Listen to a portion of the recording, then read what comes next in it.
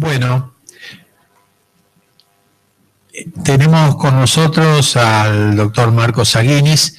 No creo que sea necesario que cuente historias de su biografía, ya es bastante conocido, sobre todo ahora que se ha hecho la nueva edición del libro de la gesta del marrano. Bueno, dejamos a Marcos para que nos dé su mensaje.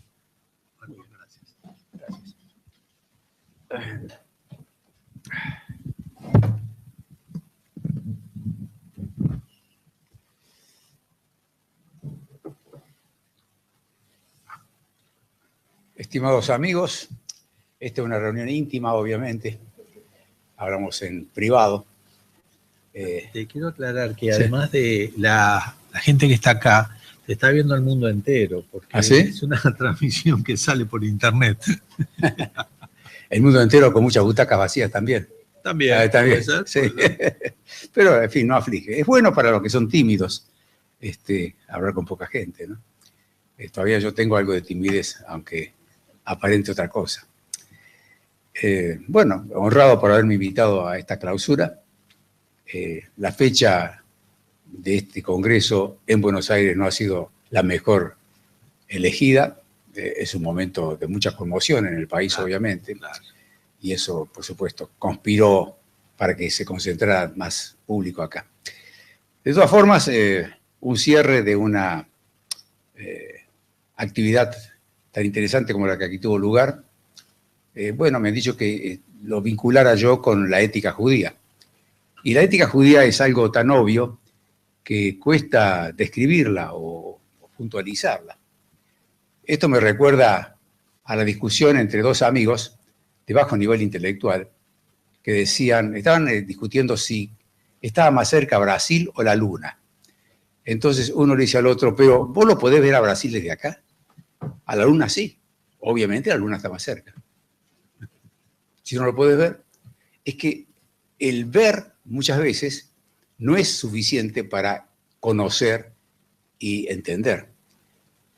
Entonces la ética judía es algo que no se ve siempre con claridad. Por eso se distorsiona, se oculta o se niega. Pero en la historia judía, la ética ha sido un punto decisivo.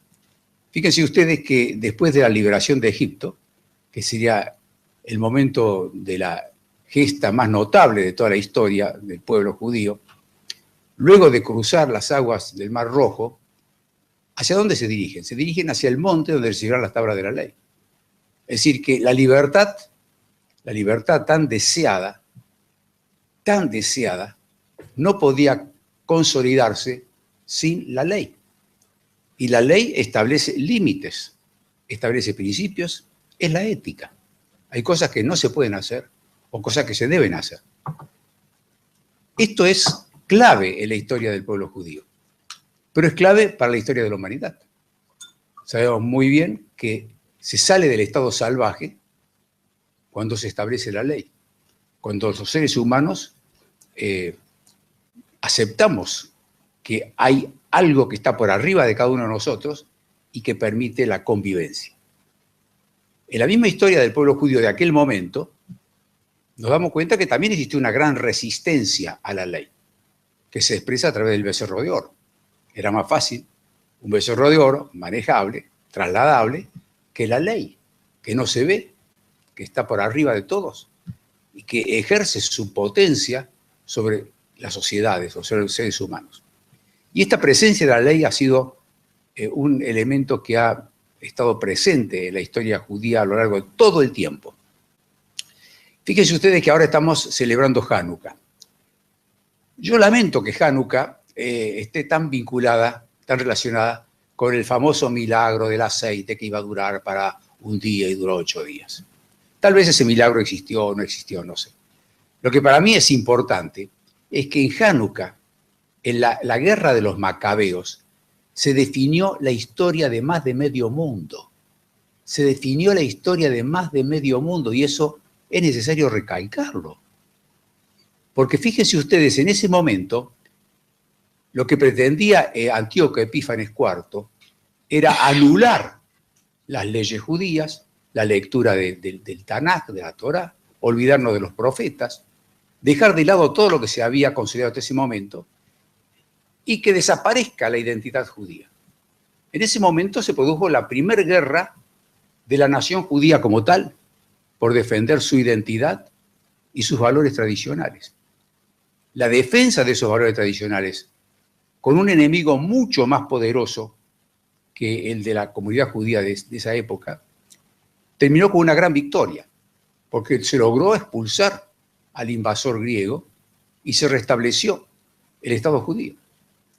El Estado judío fundado por los macabeos, llamados mis gloriosos hermanos, acertadamente por Howard Fast, se acuerda de esa hermosa novela histórica. Pero ¿por qué digo que ahí se jugó la historia de más de media humanidad? Porque ese Estado judío fue el que mantuvo vigentes al templo, al Tanaj, a las tradiciones judías, a la identidad judía, y dentro de ese ámbito donde se celebraba la victoria de los macabeos con el encendido de las velas de la Januquía, en ese ámbito nació Jesús, en una familia judía de Nazaret. Y seguro que en esa familia judía, integrada por María, José y los abuelos de Jesús, que se llamaban Ana y Joaquín, celebraban Hanukkah, seguramente, y prendían las velas. Y todos los apóstoles, San Pablo en primer lugar, y los evangelistas, todos celebraban Hanukkah, que era el momento en que se mantuvo la vieja tradición judía, desde Moisés en adelante. Y esa Hanukkah que celebraban los primeros cristianos y que se dio lugar al desarrollo del cristianismo, proviene justamente de que se haya mantenido vivo la tradición judía. Porque el cristianismo, debemos recordarlo muy bien, se basa en el Tanaj, que le llaman el Antiguo Testamento. Pero es el Tanaj, es la Biblia judía, donde está la Torá, y están los profetas, y están los hagiógrafos. Todo eso es el Tanaj, la Biblia judía. Esa Biblia judía después se llamó Antiguo Testamento, pero es la base. Por eso el Papa Juan Pablo II dijo, mis hermanos mayores. Somos los hermanos mayores, que transmitimos a los hermanos menores el Tanaj. Y eso determinó que existiera el cristianismo. Si no hubiera habido Hanukkah y el triunfo de los macabeos, no habría existido el cristianismo. Tiene o no trascendencia Hanukkah. Y sigamos más adelante. 6 siglos después de la caída de Jerusalén, poco más de 6 siglos, nace en la Meca Mahoma, que tenía muchos amigos judíos, porque había una gran cantidad de judíos en Arabia. Una gran cantidad de judíos que se habían trasladado cuando fue la invasión babilonia, y después la invasión de los romanos o la destrucción del templo, y eran comunidades judías muy grandes. Y esas comunidades judías, obviamente, informaron a Mahoma de todas las tradiciones judías. No sé si ustedes han tenido la ocasión de leer algo del Corán, pero el Corán repite lo que dice el Tanaj. Gran parte del Corán está inspirado, la mayor parte del Corán está inspirado en el Tanaj. Es decir, el Islam proviene del judaísmo, y proviene del judaísmo gracias a que en Hanukkah ganaron los macabeos. Si no, no hubiera habido tampoco islamismo, o islam, para diferenciar lo que es el terrorismo islámico de la religión islam, que es otra cosa, que es algo mucho más aceptable, desde luego. De modo que esta fiesta que celebramos ahora ha determinado el curso de la mayor parte de la humanidad. Fíjense ustedes qué notable. De eso tenemos que hablar y sobre eso hay que reflexionar. Y fíjense ustedes que las 3 religiones ponen el acento en los elementos centrales de la tradición judía, que es la ética. La ética, la solidaridad. Entre los 5 principios del Islam, por ejemplo, está la tzedakah, la limosna.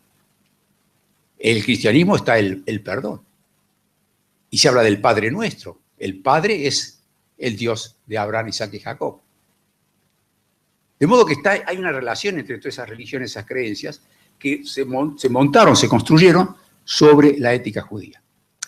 Y esto, pasando el tiempo, llegó a situaciones de notable fraternidad, a pesar de las tensiones que nunca desaparecían del todo, durante los siglos en que en España convivieron más o menos las 3 religiones o comunidades en España las tres comunidades, la judía, la cristiana y la musulmana. Y en esa convivencia nació un gran filósofo judío y médico llamado Maimónides y un gran filósofo árabe llamado Averroes. Ambos eran, curiosamente, admiradores y estudiosos de Aristóteles, de la tradición griega. Y ahí se hace la articulación que determina el curso de todo el pensamiento occidental. Las tradiciones judías, que se mantienen en esas tres religiones que derivan del judaísmo, y derivan de los macabeos, y derivan del monte Sinaí, de las tablas de la ley, y luego el pensamiento griego, que tiene otro origen, pero que se articula también.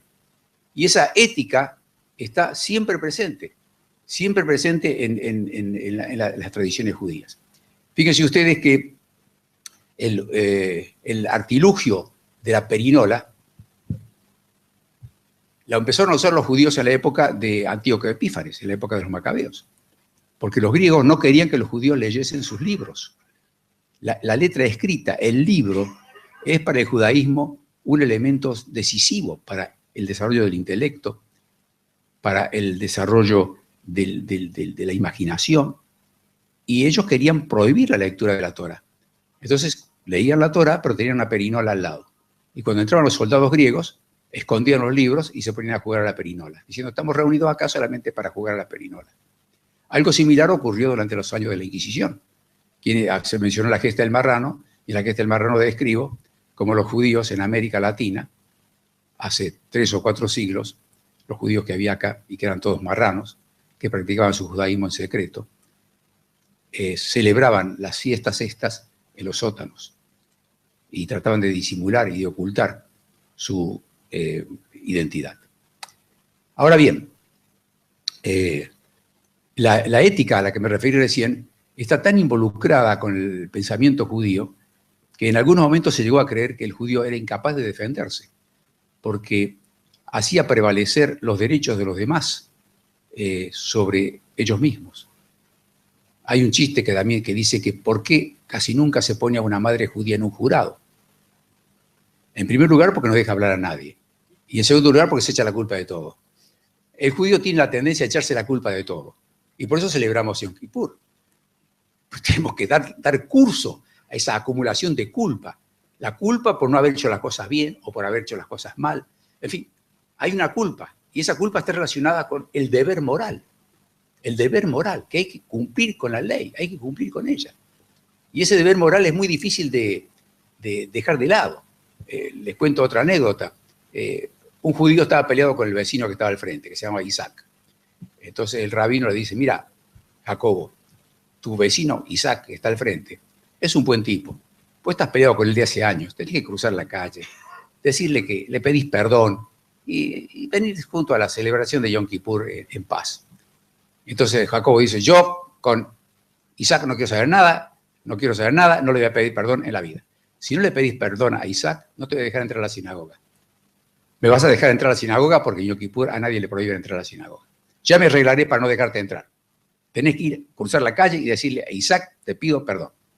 Entonces Jacobo dice, bueno, está bien, intentaré.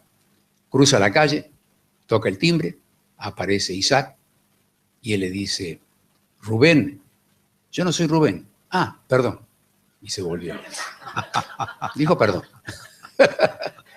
Esta es parte de la habilidad judía para esquivar las cosas.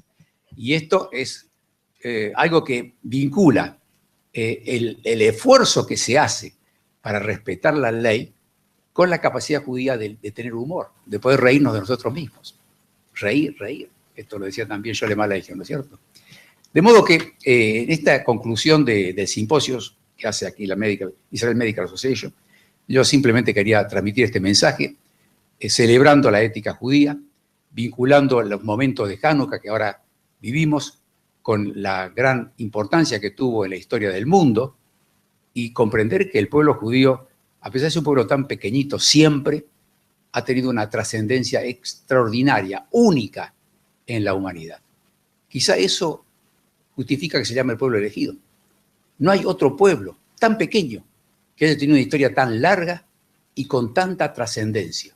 Hace poco un líder, creo que el presidente de la India, que visitó Israel, dijo La India e Israel se parecen por su larguísima historia. Sí, son dos países con larguísima historia, pero la India es un pedazo de país, ¿no? Y los pueblos judíos es un paísito chiquitito. Y esa es la característica que lo diferencia de los demás. Por lo tanto, muy felices de ser judíos, muy felices de celebrar Hanukkah, que tiene ese gran valor de trascendencia en el mundo, y muy felices de vivir una ética que a veces nos obliga a usar ciertas triquiñuelas para sobrepasarla, sobrevivirla a ella. Gracias. Bueno, muchas gracias, Marcos. Bueno, de esta manera invitamos a los amigos de la comisión para tomar una foto junto con nuestro orador. Simpson, por favor, también.